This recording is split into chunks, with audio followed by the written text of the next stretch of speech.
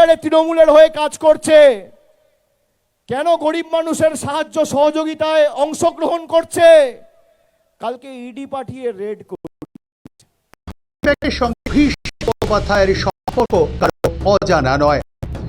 অন্তরে এই তথ্য অজানা নয় যে ওই পরামর্শদাতা সংস্থা অভিষেকের দপ্তরের সঙ্গে নিবিড় যোগাযোগ রেখে কাজ করে। কিন্তু বৃহস্পতিবার যখন সেই আইপ্যাকের অফিস ও কর্ণধার প্রতীক জৈনের বাড়িতে ইডি হানা দেয়, তখন তা নিয়ে টু শব্দটি করেননি অভিষেক। বৃহস্পতিবার দুপুরে পুরনো মালদার জলঙ্গায় পরিযায়ী শ্রমিকদের এসে জনসভা করেন তৃণমূলের সর্বভারতীয় সাধারণ সম্পাদক। সেখানে সমস্যা শুনে তার সমাধানের আশ্বাস যেমন দেন, তেমনই দুপুরের খাবারটাও এক টেবিলে বসেই খান। কিন্তু অবাক করা ব্যাপার, তার আগে ওই জনসভাতে দীর্ঘ 1 ঘন্টার বক্তব্যে একবারও আইপ্যাক অফিসে ও কর্ণধার প্রতীক জৈনের বাড়িতে ইডি হানা নিয়ে কোনো কথা ওঠেনি। বিষয়টিতে সকলেই অবাক ছিলেন।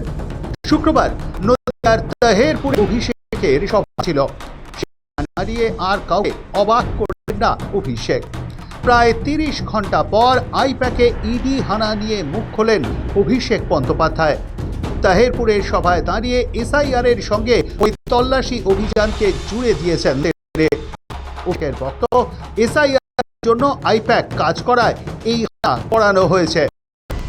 কেন এসআইআর তৃণমূলের হয়ে কাজ করছে, কেন গরিব মানুষের সাহায্য সহযোগিতায় অংশগ্রহণ করছে, কালকে ইডি পাঠিয়ে রেড করিয়েছে।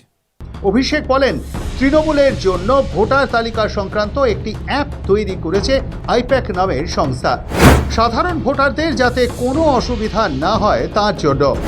কেন এসআইআর এ তৃণমূলের হয়ে কাজ করছে, কেন গরিব মানুষের সাহায্য সহযোগিতা করছে, তার জন্য সেই সংস্থায় ইডিকে দিয়ে অভিযান করিয়েছে। এই প্রসঙ্গে বিজেপি এবং নির্বাচন কমিশনকে একসঙ্গে নিশানায় নিয়ে অভিষেকের কটাক্ষ, সাধারণ মানুষের মৌলিক অধিকার ইসিকে দিয়ে হরণ করছে। এটাই বিজেপির ফর্মুলা। তৃণমূলের জন্য একটা সংস্থা কাজ করে, এই ভোটার লিস্টে তৃণমূলের জন্য অ্যাপ তৈরি করেছে যাতে মানুষের অসুবিধা না হয়। দিদির দুধ বলে আমাদের একটা অ্যাপ তৈরি করেছে, আইপ্যাক বলে একটা সংস্থা আছে। কেন এসআইআর তৃণমূলের হয়ে কাজ করছে, কেন গরিব মানুষের সাহায্য সহযোগিতায় অংশগ্রহণ করছে, কালকে ইডি পাঠিয়ে রেড করিয়েছে। আর সাধারণ মানুষের মৌলিক অধিকার ইসিকে পাঠিয়ে হরণ করছে।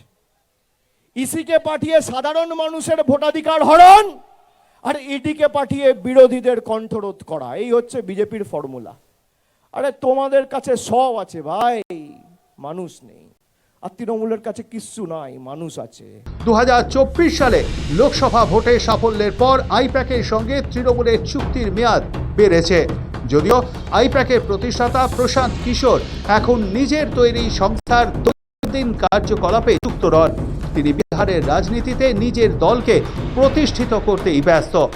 প্রশান্তের অনুপস্থিতি অবশ্য আইপ্যাকের ব্র্যান্ড ভ্যালু কমাতে পারেনি। এদিকে শাসক দলের একটি অংশ মনে করে আইপ্যাকের সাহায্যে দলে একটা সিস্টেম চালু করা গিয়েছে, যা 2019 সালের ভোটের পরে ছন্নছাড়া হয়ে গিয়েছিল। 2019 সালের লোকসভা ভোটে বাংলায় ধাক্কা খাওয়ার পর পিকের তৈরি ওই পরামর্শদাতা সংস্থাকে পেশাগতভাবে নিয়োগ করেছিল তৃণমূল কংগ্রেস। আইপ্যাক প্রথম তৃণমূলের সঙ্গে যুক্ত হওয়ার পরে দলের অন্দরে যে বিক্ষোভ তৈরি হয়েছিল তাতে 2019 সাল পর্যন্ত আমল দেননি শীর্ষ নেতৃত্ব। ভোটের ফলাফলে দেখা গিয়েছিল পরামর্শদাতা সংস্থার কথায় চলে লাভই হয়েছে তৃণমূলের। বৃহস্পতিবার দুপুরে সল্টলেকে আইপ্যাকের দপ্তরে ইডির তল্লাশি অভিযান চলছিল। সংস্থার প্রধান প্রতীক জৈনের বাড়িতে যেমন নথিপত্র বাজেয়াপ্ত করা হয়েছে, তেমনি আইপ্যাকের অফিস থেকেও একাধিক ফাইলের বান্ডিল নিয়ে বেরোতে দেখা যায় তদন্তকারী সংস্থার আধিকারিকদের। তবে সেই অভিযান নিয়ে বৃহস্পতিবার কোনো মুখ খোলেননি অভিষেক বন্দ্যোপাধ্যায়। একদিকে মমতা বন্দ্যোপাধ্যায় যখন নিজে এই ইডি হানা নিয়ে তৎপর, তখন অভিষেক বন্দ্যোপাধ্যায়ের চুপ থাকা যথেষ্টই অবাক করেছিল রাজনৈতিক মহলকে। তবে শুক্রবার ইডি হানার 30 ঘন্টা পর মুখ খুললেন তৃণমূলের সেকেন্ড ইন কমান্ড। অভিষেকের সাফ কথা, এসআইআর এর জন্য আইপ্যাক কাজ করায় এই হানা করানো হয়েছে। সৌভিক সান্যাল ও সায়ন মোদকের রিপোর্ট, সময় কলকাতা।